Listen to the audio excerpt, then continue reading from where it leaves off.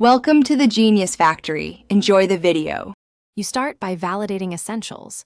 Confirm your plan supports 4G or 5G and that carrier bands match your phone. Once done, update the OS and carrier settings so radio firmware is current. Make sure the SIM is seated properly.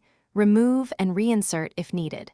Then reboot the device and toggle airplane mode for about 10 seconds to force a fresh network registration. These steps clear transient faults and ensure your handset negotiates the best available connection immediately. You now tune the device for sustained throughput.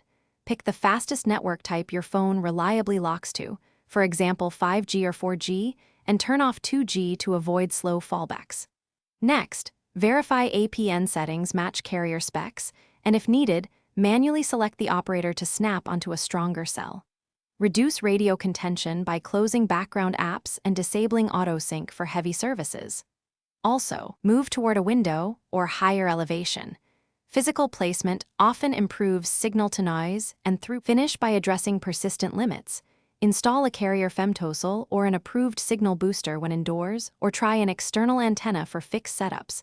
These boost received power and reduce retransmits. If speed still lags, put your SIM in a different phone to see whether the handset is at fault. Make sure to factory reset only after backups. If problems remain, contact your carrier, ask for tower-level resets, provisioning checks, or a local coverage investigation.